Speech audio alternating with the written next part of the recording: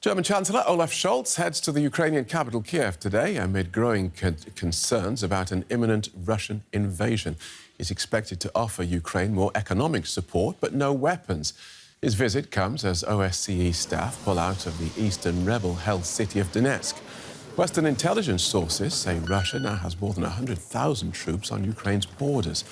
On Tuesday, Mr. Scholz will travel to Moscow to urge Vladimir Putin to de-escalate the crisis.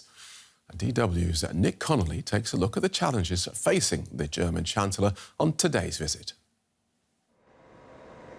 Germany's new Chancellor is coming to Kyiv at a time of unprecedented tensions, not just between Ukraine and Russia, but also between friends, with Kyiv accusing Berlin of sitting on the fence as Ukraine prepares its bomb shelters and foreign embassies evacuate their staff. Berlin's refusal to follow the lead taken by the US in supplying Ukraine with defensive weapons is Kyiv's #1 complaint. Where other countries have provided anti-tank missiles and ammunition, Germany has offered to send 5,000 helmets, an announcement that provoked amusement and anger in equal measure.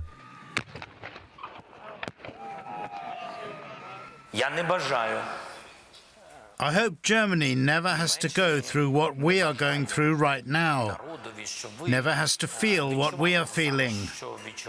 But if the situation were reversed, we would help you.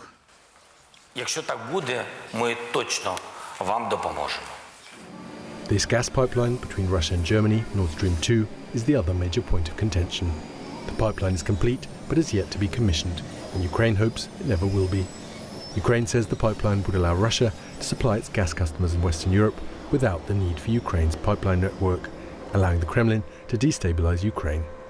Ukraine wants it cancelled immediately as a preemptive sanction to show Moscow that the West means business, while Berlin refuses to spell out in public what exactly it would do if Russia were to invade. Berlin calls it tactical ambiguity. Kyiv suspects Germany of trying to salvage a lucrative business project, regardless of the security implications. With no sign for now that Germany is willing to give any ground either on weapons or on mothballing Nord Stream 2, Olaf Scholz has his work cut out to convince his Ukrainian hosts that he has their interests at heart and that they can trust him to negotiate a way out of this crisis when he goes to Moscow. Well, DW correspondent Nick Connolly filed that report. He joins us now from the Ukrainian capital. Welcome, Nick. So what can Olaf Scholz do to regain Kyiv's trust?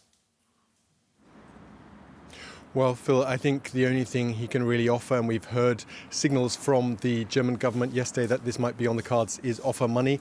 This is, after all, a very expensive and difficult situation for Ukraine's economy. Even without a single bullet being fired, we've already seen the Ukrainian currency coming under a lot of pressure, the central bank having to spend money to prop it up, investors cancelling or putting planned investments on ice. A real sense here that Ukrainians might start taking all their money out of the banks, leading to a run on the banks. So any kind of financial support would be very welcome right now. Whether or not it'll be enough to regain that trust after a pretty bruising few weeks for ties between Germany and Ukraine over that perceived lack of empathy here in Germany for the situation here, for Ukraine's fears and its position.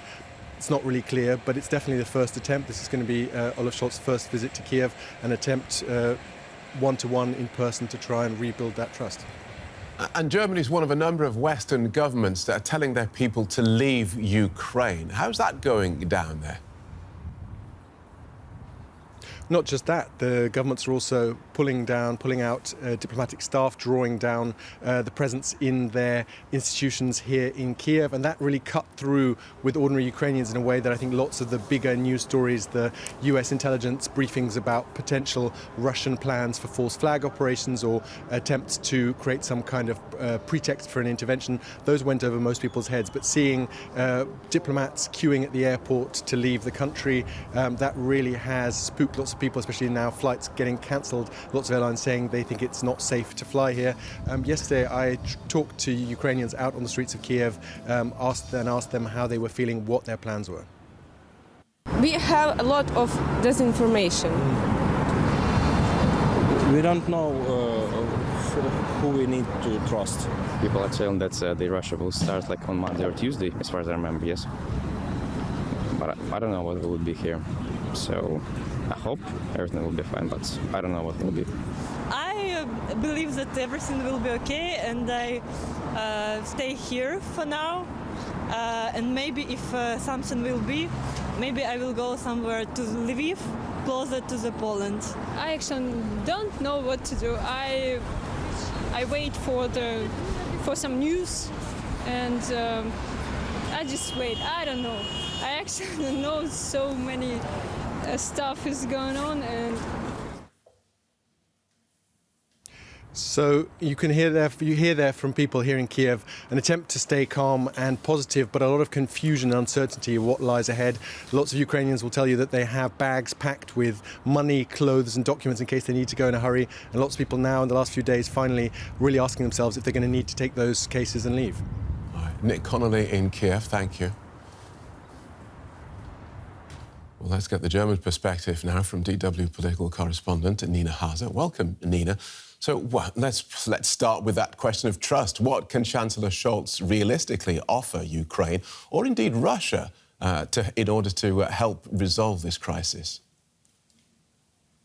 Well, Nick has already mentioned this dual-track approach, or that strategic ambiguity, and Germany still believes in that. So keep negotiating, but also make it clear that aggression would come at a very high price for Russia and that there would be severe consequences. So both the Foreign Minister Annalena Baerbock and the Chancellor Olaf Scholz have now said prior to Scholz's trip that they consider the situation to be extremely dangerous.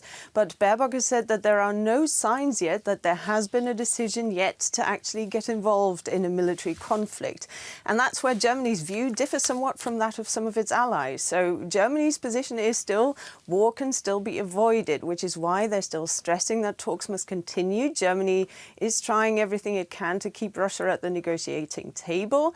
And of course, now Germany wants to talk about de-escalation, more transparency on both sides. Nick has also mentioned the question of giving Kyiv some money. But an interesting question will be, for example, whether Germany can help revive the Minsk agreement process. And that is the deal struck after the invasion of Crimea. And that's essentially what Germany has to offer both to Kyiv and to Moscow, help manage the crisis.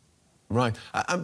Explain to us why Germany is taking such a cautious approach to a potential war on its own doorstep when its faraway ally, the United States, has been much more vocal about this. Well, precisely for that reason, that Ukraine is essentially on Berlin's doorsteps. There are also, of course, historic reasons why Germans are very cautious when it comes to the issue of war and going to war. But Olaf Scholz said yesterday that the current situation amounts to a very, very serious threat of peace in Europe. So not just in Ukraine, but in all of Europe. Many here in Berlin are worried that if diplomatic efforts to avoid war fail, Ukraine could only be the start, and that Vladimir Putin would not stop there, and that he would actually target other former Soviet republics next, like the Baltic states. And they are, of course, members of the European Union and NATO, so there you're talking about a completely different scenario. And then there's also a certain amount of awareness that Europe has to find its own path forward simply because of its geopolitical position. And it has to coordinate its strategy with its allies like the US, yes, but also make it clear that continental Europe has to defend its own interests and stands a lot more to lose than the US. OK, thank you for that. DW Politics correspondent Nina Hauser.